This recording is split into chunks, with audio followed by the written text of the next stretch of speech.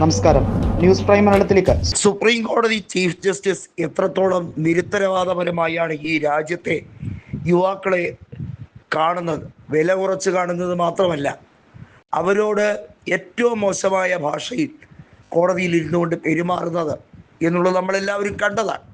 ഏറ്റവും ഒടുവിൽ ഇപ്പോൾ ഈ രാജ്യത്ത് കോക്രോച്ച് ജനതാ പാർട്ടി എന്ന രീതിയിലൊക്കെ വലിയ തോതിലുള്ള ഇൻ്റർഫിയറൻസ് വരുമ്പോൾ അതിനെയൊക്കെ തടുക്കാൻ BJPക്ക് അവരുടെ സിസ്റ്റം മതിയാകും. BJPയെ താൽക്കാലികമായൊന്നും ഒരിക്കലും ഒരു ബാഹ്യ ശക്തിക്കോ അല്ലെങ്കിൽ ഈ രാജ്യത്തുള്ളവർക്കോ തടുത്തു നിർക്കാൻ കഴിയുന്ന രീതിയിലല്ല. ആ രീതിയിലാണ് അവർ സിസ്റ്റത്തെ മാനിപ്പുലേറ്റ് ചെയ്തുകൊണ്ടിരിക്കുന്നത്. അവരുടെ കയ്യിൽ തെരഞ്ഞെടുപ്പ് കമ്മീഷനും സുപ്രീം കോടതിയും ഒക്കെ അവരുടെ ചൊൽപ്പടിക്ക് നിൽക്കുകയാണ് എന്ന അഹങ്കാരവും ഗർവവും അമിത്ഷായ്ക്കും അതുപോലെ തന്നെ BJPയുടെ നേതൃത്വത്തിനും സംഘപരിവാറിനും കൃത്യമായി ഉണ്ട്. അവർക്ക് സമ്പൂർണമായി ഇന്ത്യയിലെ ഭരണഘടനയെ മാറ്റിമറിക്കണം. അതിനുവേണ്ടിയുള്ള ഭൂരിപക്ഷം ലോക്സഭയിൽ അവർക്ക് കിട്ടിയില്ല. എന്നാൽ കൂടുതൽ സംസ്ഥാനങ്ങളിൽ ഭരണം പിടിച്ചുകൊണ്ട് മറ്റ് വഴികളിലൂടെ ഭരണഘടനയെ മാറ്റിമറിക്കാൻ വേണ്ടിയുള്ള നീക്കമാണ്. സുപ്രീം കോടതി ഇപ്പോൾ നോക്കുകുത്തിയായി മാറിക്കഴിഞ്ഞിരിക്കുകയാണ്. അതായത് ചീഫ് ജസ്റ്റിസായ ജസ്റ്റിസ് സൂര്യകാന്ത് തൻ്റെ മുൻഗാമികളെ പോലെയല്ല പെരുമാറുന്നത് എന്നുള്ളത് വ്യക്തമായി കഴിഞ്ഞിരിക്കുന്നു.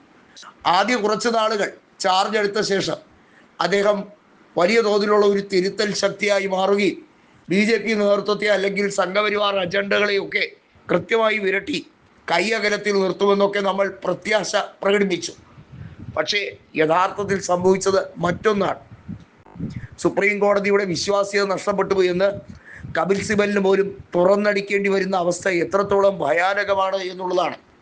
സുപ്രീം കോടതിയുടെ നീക്കുപോക്കുകളെ സംബന്ധിക്കുന്നതിൽ കോൺഗ്രസിൻ്റെ നേതൃത്വത്തിനും മാത്രമല്ല, പ്രതിപക്ഷത്തിൻ്റെ നേതൃത്വത്തിനും മാത്രമല്ല, ഈ രാജ്യത്തെ യുവാക്കൾക്ക് മൊത്തത്തിൽ അസംഘടിതമായിട്ടുള്ളവർക്കും ഒക്കെ വലിയ തോതിൽ പറയാൻ അഭിപ്രായങ്ങൾ ഉണ്ട്. അത് ഏത് പ്ലാറ്റ്ഫോമിൽ വന്ന് പറയുന്നവരെയൊക്കെ രാജ്യദ്രോഹികളായി, രാജ്യത്തെ ഏറ്റവും മോശമായ രീതിയിൽ അവരെയൊക്കെ വിഘടനവാദികളായി മുദ്രകുത്തി അവരെയൊക്കെ പടിയടയ്ക്കാൻ, അവരെയൊക്കെ ചാപ്പ കുത്തി പിണ്ടം വയ്ക്കാൻ വേണ്ടിയുള്ള ശ്രമങ്ങളാണ് അണിയറയിൽ നടക്കുന്നത്. അവിടെ ഒരു കാര്യം മാത്രം വളരെ വ്യക്തമായി ഉണ്ട്. അതായത് ഇപ്പോൾ ഓരോ സംസ്ഥാനങ്ങൾ പിടിച്ചെടുക്കുക വഴി രാജ്യസഭയിൽ ഉണ്ടാകുന്ന ഭൂരിപക്ഷം ഭയാനകമാണ്. BJP നേതൃത്വം ശ്രമിക്കുന്നത് അതിനുവേണ്ടി തന്നെയാണ്. ജനസംഖ്യാ സെൻസസുമായി ബന്ധപ്പെട്ട കണക്കെടുപ്പിൽ ജാതി സെൻസസിൻ്റെ കൃത്യമായിട്ടുള്ള അതിൻ്റെ യഥാർത്ഥ ഇന്നർമോസ്റ്റ് പ്ലാൻ എന്താണെന്നുള്ളതും ഹിഡൻ അജണ്ട എന്താണെന്നുള്ളതും ജനങ്ങൾ മനസ്സിലാക്കി വരുന്നതേ ഉള്ളൂ. അത് മണ്ഡൽ കമ്മീഷൻ പോലെയോ മറ്റൊന്നും അല്ല.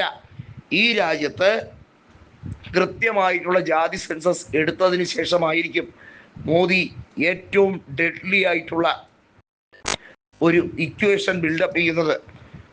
BJP കൃത്യമായും അധികാര തുടർച്ച വർഷങ്ങളോളം അനുഭവിക്കാൻ സാധ്യതയുള്ള രീതിയിൽ അതിനുവേണ്ടിയുള്ള ഒരു പെരിഫറൽ സിസ്റ്റമാണ് ഉണ്ടാക്കിയെടുക്കാൻ ശ്രമിക്കുന്നത്.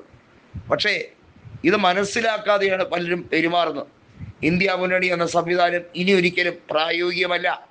തൃണമൂൽ തകർന്നു കഴിഞ്ഞു. പല സംസ്ഥാനങ്ങളിലും അങ്ങനെ പ്രതിപക്ഷം എന്ന ശക്തിയൊന്നുമില്ല.